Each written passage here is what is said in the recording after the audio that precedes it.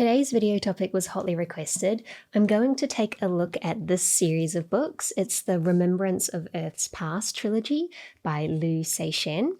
And the first book in the series is called The Three-Body Problem. Many of you might have seen a Netflix series by the same name, which covers ideas from this book, but also kind of ideas from all three of these. And I believe there's going to be more coming out in that Netflix series. As someone who talks a lot about the fourth dimension, I've written a book called A Guide to Making Friends in the Fourth Dimension and made lots of videos here about exploring ideas of higher dimensions. Many of you pointed out that there are fun things happening with dimensions in these books. And so that's what I'm going to focus on in a little bit of a review today of the cool science ideas relating to dimensions that I picked up on while reading these. This video is going to be spoilers in general for this entire series. So if you don't want any spoilers, then maybe save this video for after you've maybe read the series yourself. But I'm not going to talk about sort of the characters or anything happening with the characters. Honestly, there's 1,000 things happening with the characters. There's a lot of characters in this series. I'm not going to reveal any of their plot points and what's going on. I'm just going to talk about times when dimensions were mentioned and what I thought of those mentions, what I learned from them, and read you some interesting passages to give you my overall thoughts before we start on how much I like the series. I took ages to finish reading all three of these. They weren't the easiest books to read. The first book, The Three-Body Problem, I would maybe only rank a 3 out of 5. The second one, The Dark Forest, I liked more, and I don't think this is a spoiler because it's literally the title of the book, is this dark forest idea as a solution to the Fermi paradox.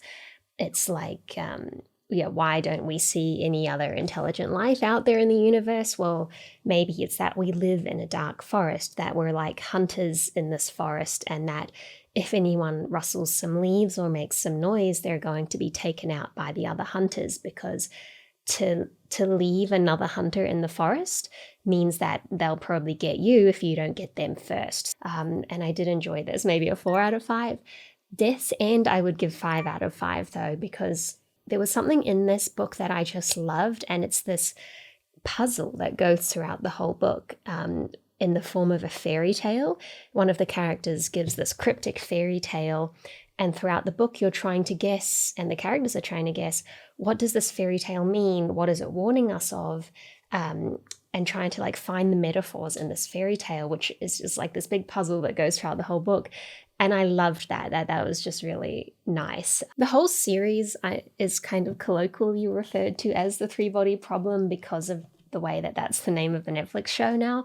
But the three-body problem itself as a physics problem really is not super relevant to the rest of the series beyond the first book. It's mentioned in the first book as the reason why this species of aliens, the Trisolarians, are experiencing an unstable way of life because they live in a planetary system with 3 stars. And that means they can never guess or figure out when they are going to experience a period of stability, when they can make technological advancements, when they can grow and learn and wake everyone up, or when they have to go to sleep because they're about to have a long period of just no sunlight or rough conditions on their planet. Basically, they live at the mercy of this three-body problem. That's really just a setup for why this species of aliens wants to go and live somewhere else. They actually want to come and live on the Earth because Earth experiences a much more stable dynamical system with our sun always just being there and us being able to predictably orbit around it without much chaos. That's not what the rest of the series is really about, though. The series is not about trying to solve the three-body problem. The series is there are aliens on their way to Earth. What are we going to do about it?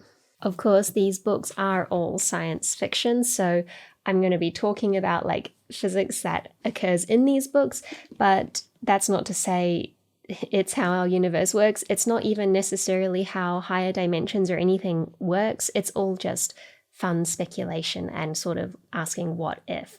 In terms of the physics in general in this book. There's plenty of far-fetched things that I wouldn't say are realistic, like even if you've just seen maybe the Netflix show or you're familiar with the first book, there's sort of lots of insane things happening. They're using the sun as a way to send signals across the universe. And there's kind of violation of the no communication theorem with some sort of quantum entanglement stuff. But let's not get too bogged down in some of those ideas. I'm just going to go through each of these books and point out some of the passages that I found interesting about dimensions. Let's start with this idea that happens towards the end of the first book. The civilization of aliens, the Trisolarians, want to block human progress on Earth because they don't want us to become a threat technologically. They want to block our scientific advancements.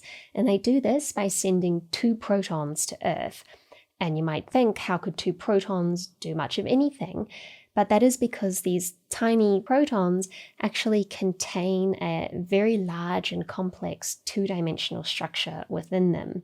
And as an analogy to understand this, 2 characters are talking about cigarette filters. They say that a cigarette filter from a distance looks like just a point, but if you tore it open, it would reveal a yellow spongy material, and this is the adsorbent surface area, which can be as large as a living room.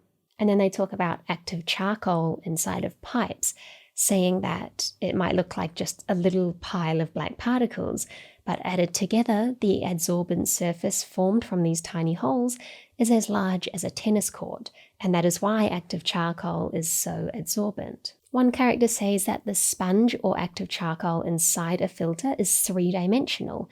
Their adsorbent surfaces, however, are 2-dimensional. And thus you can see how a tiny high-dimensional structure can contain a huge low-dimensional structure. And the large, lower 2-dimensional structures that are contained within these little protons sent to Earth are computers. The characters say that God was stingy, giving us only 3 spatial dimensions in our macroscopic world, plus the dimension of time. But that doesn't mean that higher dimensions don't exist. Up to 7 additional dimensions are locked within the microscale, or more precisely within the quantum realm.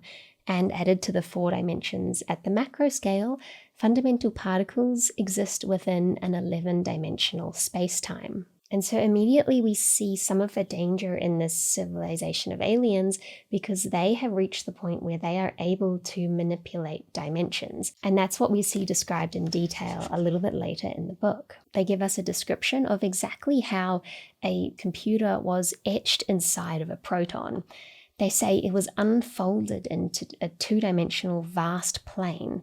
And then etching the circuits was a huge engineering feat, with thousands of spaceships working for more than 15,000 hours to complete it. They say this is the smallest artificial intelligence that we can make, but right now it appears as the largest artificial intelligence. But as soon as we increase the dimensionality of this proton, it will become very small. So then they start folding up this giant computer that takes up their entire sky. They say, first, adjust the dimensionality from 2 to 3. The 2-dimensional proton membrane that had wrapped itself around Trisolaris began to shrink rapidly, as though a giant's hand was pulling away a curtain over the world. The proton folded from 2 dimensions into 3 and became a gargantuan sphere about the size of the giant moon. Now, clearly this giant moon is still much larger than a proton and far too large to send all the way to Earth. So what they do next is further increase the dimensionality to 4 dimensions. When they do, the gargantuan sphere shrinks until it looks to be about the size of a flying star. But this is just the projection of this computer's body into 3-dimensional space. It is, in fact, a giant in 4 space. And our world is like a thin 3-dimensional sheet of paper. The giant stands on this sheet of paper, and we can only see the trace where its feet touch the paper. Then they adjust the dimensionality to 6. A 6-dimensional proton is about 50 centimeters in radius, still much larger than what they eventually send to Earth. They ask the computer what it can see, and it says it can see the organs inside of everyone, even the organs inside your organs. This computer, observing 3 space from 6 space, is akin to us looking at a picture on a 2-dimensional plane. Of course, it can see inside us. It can enter any enclosed space within our world. It's just like we can easily enter any circle drawn on a plane by coming in from above. But no two-dimensional creature on the plane can do such a thing without breaking the circle. In a similar way, this six-dimensional computer can enter any enclosed space. To make it as small as a regular proton, they increase its dimensionality further to 11 dimensions. Though they don't do it immediately, because they say once they make it 11-dimensional, they could lose it forever. It'll be so small, smaller than the wavelength of any electromagnetic radiation, they wouldn't be able to sense it or for it to receive their commands. So they wait until they complete 3 more of these, what they call sophons, these large computers. Once they have 4 of them in total, they claim that they would be able to form a system to sense the macro world through quantum effects. Essentially, they'd still be too small to communicate with electromagnetic radiation, but that pairs of these giant proton-sized computers would have essentially quantum entanglement with each other, and through that could create a mutual sensing system. This is the part that probably violates some of the no communication theorems, some of the fundamental laws of quantum entanglement, but it's kind of a nice idea. They actually send 2 of these protons to go and meddle with particle accelerators on Earth and other physics experiments. And so it would prevent us from ever actually being able to understand fundamental physics. We wouldn't gain the ability to manipulate dimensions like these aliens have already figured out. And that's kind of the ending setup of book 1 in terms of dimensions. The main thing we see is just this ability for the aliens to wrap up lower dimensional structures and hide them within higher dimensional objects or within a proton. They've hidden a giant advanced computer, and that is the first time we're seeing dimensionality manipulated to kind of become a weapon. Like, it's a weapon against our science, but it's still a weapon, and it's not the only dimensional weapon that we're going to see in the series. In the second book, The Dark Forest, they talk about how now with these 2 protons spying on everyone, there's nowhere that they don't see. Human communication in any form will result in leaks of information. The only thing that these 2 protons aren't able to see is human thoughts. They can't read them. They can't understand what you're thinking as long as you don't say it out loud to anyone else. So the only privacy you have is inside your own head. And that is the setup for what is called the Wall Facer Project. So humans nominate 3 people to be wall facers, and they're tasked with coming up with ideas to save the human race from this alien invasion that's incoming.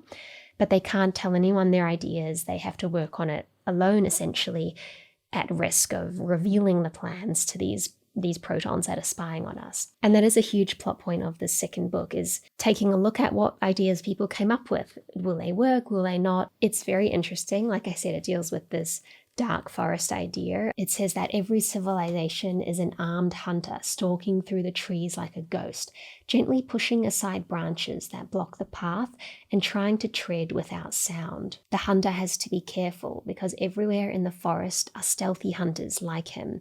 If he finds another life, there's only one thing he can do: open fire and eliminate them. In this forest, hell is other people. This is a picture of cosmic civilization. Now we get into the juicy stuff with the third book, Death's End. I've bookmarked quite a few passages in here. It starts off with this short, seemingly irrelevant story about the fall of Constantinople. So we go back a bunch of years, and we're now with the ancient Romans, we've got Ottomans coming to attack Constantinople, and amongst all of this fighting, there's one character, a woman, who claims to be able to basically be a magician. She has special abilities. She steals a chalice from a closed tomb, and when her abilities are tested, she's able to steal a prisoner's brain from inside their skull, despite that prisoner being on, heavy surveillance. They ask her, how are you doing this? And she says, those places, I see them as open. The guards at the prison say that not even a mosquito could have entered the space. That's how closely it was guarded. And they never saw her break in. But when they cut open the corpse's skull, it was empty. And she definitely had the brain in a bag. When reading this, I did clue on to the fact that she's talking about a higher dimensional space. For someone able to access a 4-dimensional space, You could steal someone's brain from inside their skull. You could steal something from a closed tomb without leaving a trace. And it would be a remarkable ability and or weapon in this war that they're fighting in the Roman Empire. But unfortunately, she seems to lose the ability to enter the space. And the story explains why. They say that a high-dimensional fragment had intersected with the Earth, and that's what she had stumbled upon. But when the fragment left the Earth behind, so it just moved through the Earth, then that is when Constantinople fell. There is a passage, a few sentences at the end of this very first little story in this book that at the time I didn't think much of, but going back and rereading it just for the purpose of this video, I realized, oh my God, the author actually told us everything we need to know about the story in the first few pages. It says that with the fall of Constantinople, the wheels of ancient Rome had enjoyed a splendor for a time, but had finally evaporated like a water stain under the bright sun. Once ancient Romans had whistled in their grand, magnificent baths, thinking that their empire, like the granite that made up the walls of the pools in which they floated, would last forever. But no banquet was eternal. Everything had an end. To reread this book, I'm sure I would find many more clues that were littered early but I didn't pick up on. But that one, in hindsight, is pretty obvious. When he talks about this society evaporating like a water stain under the bright sun, that is what the next 600 or so pages go on to describe is happening. But not just to one civilization, the entire universe as we know it is evaporating. To be more specific, the part of the universe that's evaporating is its dimensionality. In this story, the universe used to be a much higher dimensional space of like 11 dimensions, and that was a rich, complex universe. But as we saw kind of in the first book, dimensionality can start to be used as a weapon. In fact, the most powerful weapon of advanced civilizations in this story is to alter fundamental laws of physics, and dimensionality is kind of one of those most fundamental aspects of matter, of anything that can exist. And so the most powerful weapon we see in the story is that civilizations can essentially put out a weapon that collapses the dimensionality around it, eventually spreading to collapse the dimensionality of the universe. If we started at 11, the first time this weapon was used, once it permeated the universe, we're now 10-dimensional. 87654, there was a point where the entire universe was 4-dimensional. The civilizations and life was 4-dimensional. But they fought with each other. There's this dark forest thing. One way to get rid of other hunters in the dark forest is to make those hunters collapse from 4 dimensions to 3 dimensions. They wouldn't be able to survive that because it would fundamentally change every part of them unless they're somehow prepared for it. Though this change from 4 dimensions to 3 dimensions might not occur homogeneously at the same time across the whole universe, it might be patchy.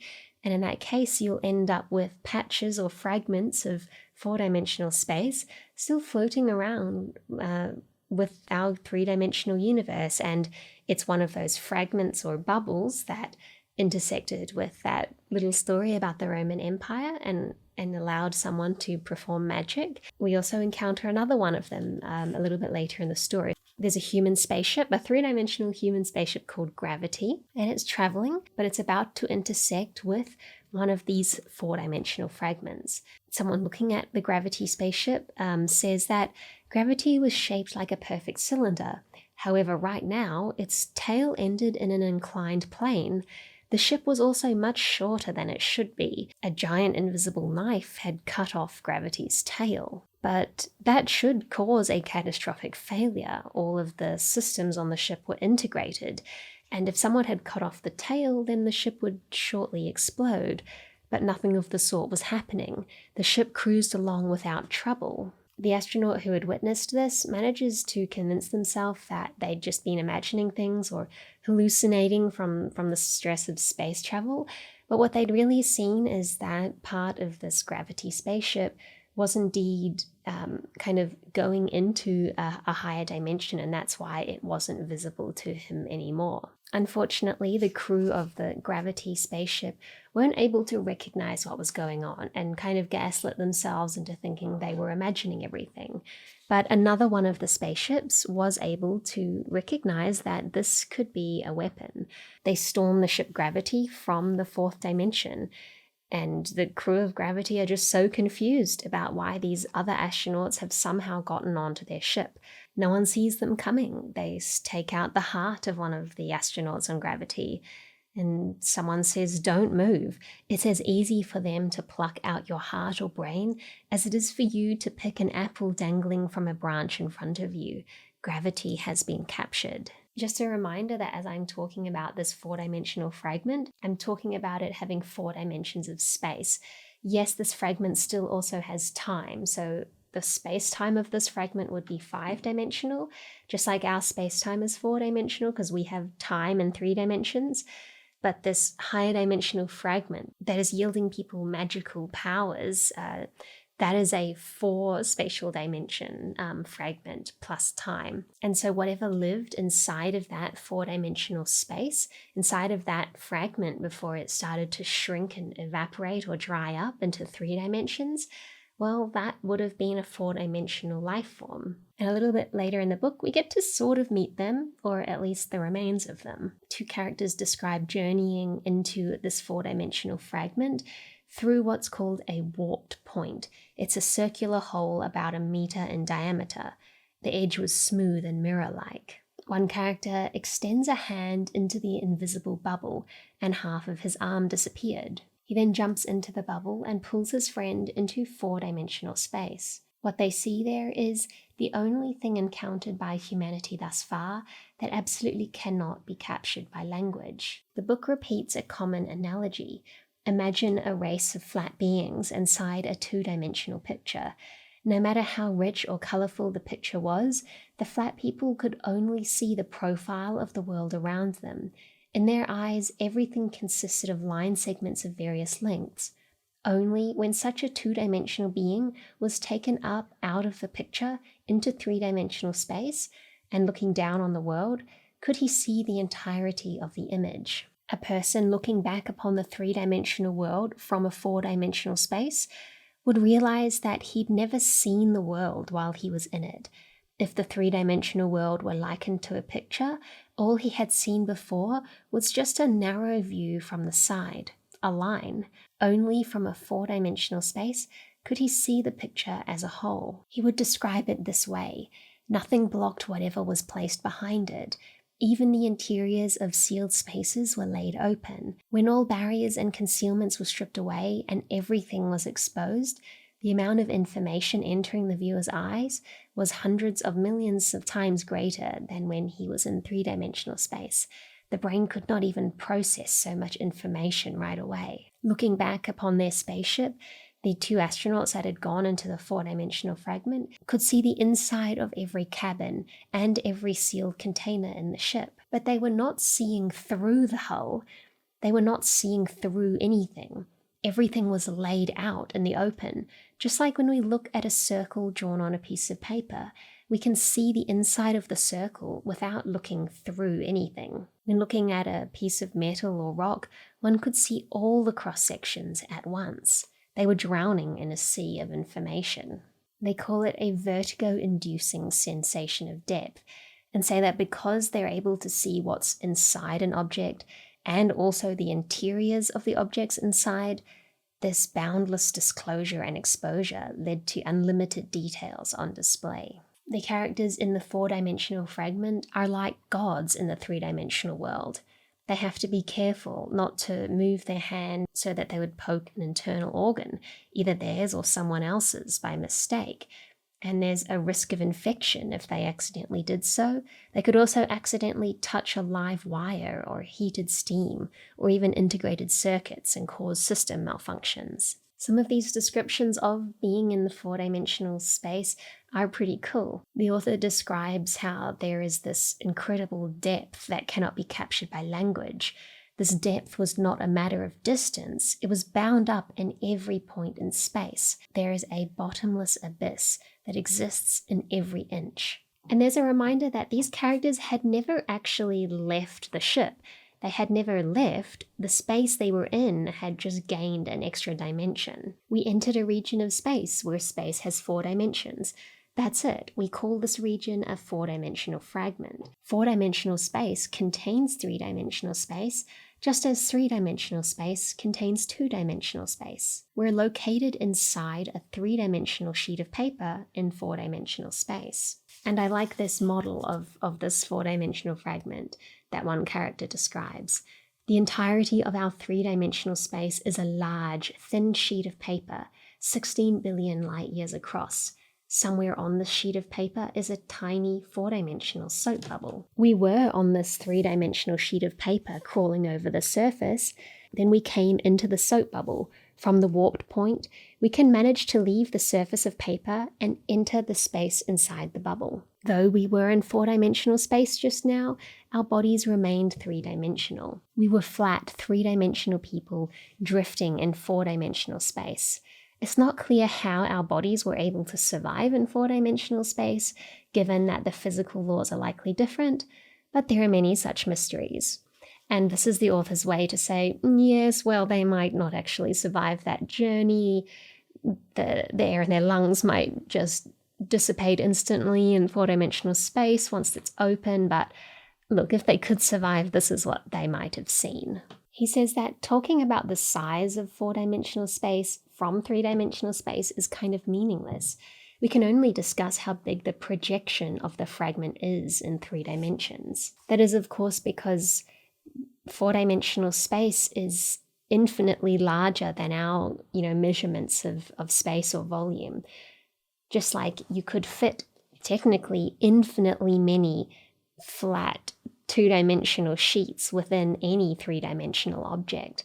Same with us, you could fit infinitely many slices that look like our space in a 4-dimensional object. The most relevant thing that happens in this journey to the 4-dimensional fragment is the 2 human astronauts encounter a giant ring that they determine to be a tomb. In fact, it hilariously tells them, "I am the tomb. It is the tomb speaking to you. I'm dead." And then they have this discussion with it where the humans ask, "Did you build this 4-dimensional fragment?" The ring says, "You told me that you came from the sea. Did you build the sea?"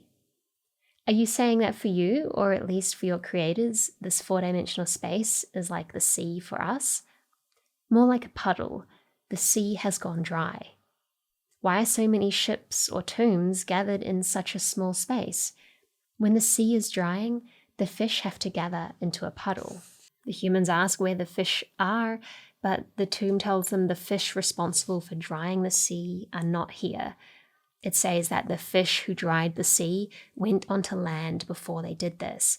They moved from one dark forest to another. And this is related to dimensions because what's drying up here is this 4-dimensional space. It's becoming 3-dimensional, and any beings or a fish not equipped to live as a 3-dimensional version of their self will be destined to disappear. Saying the fish who dried the sea went onto land before they did this is actually referring to them being able to find a way to live in a lower dimensional space before they set this lower dimensional weapon onto everyone else. The fish jumped into a 3-dimensional universe and dried up what they left behind. And then so that brings us to one of the final instances of dimensionality that I'll talk about from the book. And it's when this weapon finally catches up with us, 3-dimensional humans. It is a weapon that's turning space 2-dimensional. The solar system will turn into a painting with no thickness. They wonder if they can escape this weapon, but escaping is like rowing a boat above a waterfall. Unless we exceed a certain escape velocity, we'll tumble over the cliff. And that escape velocity is the speed of light. The process of falling into 2 dimensions is described, saying that every point on a 3-dimensional object was projected onto the plane in accordance with precise geometric principles. All the internal structures were laid out side by side in 2 dimensions with nothing hidden. From looking at the projection, though, it was difficult to visually reimagine the shape's original three-dimensional structure. All the original three-dimensional structures and details were laid out in parallel in 2 dimensions, and the result replicated in some measure the effect of viewing the three-dimensional world from 4-dimensional space. Later, they have hope that theoretically there might exist image processing software that could process a 2-dimensionalized image of a 3-dimensional object and recreate the 3-dimensional object. We hope that in the distant future, some intelligent civilization might recreate a 3-dimensional representation of our world from its 2-dimensional image. Though it would be nothing more than a dead representation, at least human civilization would not be forgotten. We can project 3-dimensional shapes down onto 2 dimensions. That's an entire field of mathematics that people do. They are concerned in the story that whatever projection is used, it might make some of the details hard to decipher or lead them to be so distorted you can't tell what it originally was. As humans watch some distant planets become 2-dimensionalized, they see these large ice crystals or snowflakes forming in the atmosphere around planets. They say that no one knew the laws of ice crystal growth in 2-dimensional space. Whatever they were, they permitted ice crystals in 2 dimensions to grow to 5,000 kilometers. And that's a nod to the fact that changing the dimensionality of space kind of changes all the physical laws and all, the chemistry as well. The chemistry of 2-dimensional atoms would be different from what we're used to in 3 dimensions, if it could exist at all. One random idea about dark matter it's thrown out around this time when they're discussing the idea of a 2-dimensional solar system. One character says, there's only one way to detect the presence of a 2-dimensional solar system from 3-dimensional space, and that's gravity. The gravity of the solar system still has an effect, so in that empty space ought to be detectable an invisible source of gravity. The characters look at each other thoughtfully, and then one follows that with, sounds like dark matter, doesn't it? They laugh and then change the subject, which I think is also the author wanting to throw out this interesting idea, but not wanting to commit too hard to saying that dark matter is in fact, solar systems that have been 2-dimensionalized and are invisible to us, but still there. But it's one of those things that's geometrically speaking, and in the furthest reaches of this theory, it does sound plausible. Things hiding in lower or higher dimensions would probably have a mysterious and confusing effect on the science and gravity we observe in our world. And just like this book is saying, the universe was originally 11 dimensionals, that's the true gloriful life that we were supposed to experience, isn't it a shame that we're stuck in 3 dimensions and we're missing all these hidden ones? Well, that is only a sci-fi idea. I'm not saying that we are actually missing these large-scale dimensions, and in fact, hidden dimensions would be so small and so micro that you wouldn't be able to have large structures in them. But the idea and the way it's presented here in the story is kind of addicting and thoughtful and fun to think about. The last passage I'll read for you is one about higher dimensional time. So yes, I've been talking about pretty much just spatial dimensions, like extra dimensions of space or losing and gaining extra dimensions of space. But one of the characters, brings up the fact that in this higher dimensional 11D universe that we started with and might even be able to return to if the universe undergoes a big crunch and returns basically to a new Big Bang and starts all over again. Of the many dimensions, it's likely that more than one dimension could belong to time. That would be multi-dimensional time. Even if time were only 2-dimensional, it would be a plane instead of a line. There would be an infinite number of directions, and we could simultaneously make countless choices. And at least one of those choices would turn out to be right. And that is kind of a wild thing to say at this point to a character who is really suffering with the psychological toll of having made decisions that they didn't know if they were right or wrong, and was really grappling with that. But I won't tell you what those choices were, and I won't tell you how they end up. I think that if that mention of dimensionality and the way that it's used in the story further intrigues you and you want to see the details of how those ideas play out, then I would encourage you to read the series yourself. The Netflix series has been quite different from the books. I guess they've westernized it a lot in the sense of like all the Chinese characters here have been kind of merged. Like there's a lot more characters in the books, and I found it quite confusing to watch the Netflix show and see amalgamations of characters, and I was like, who is that? If you want to hear me talk more about higher dimensions or the fourth dimension, I've got plenty of shorts on the topic, and I also have a book called A Guide to Making Friends in the Fourth Dimension, which covers a lot of the same things that I spoke about today, but perhaps from a less serious and less existential viewpoint than these books take a look at it. That's available to buy on my website, tibees.com. All the copies are signed by me, and they're currently in stock and shipping out now. So with that, thanks for watching this video. Thank you to my Patreon supporters for making these videos possible. A special shout out to today's Patreon cat of the day, Cat Undercover.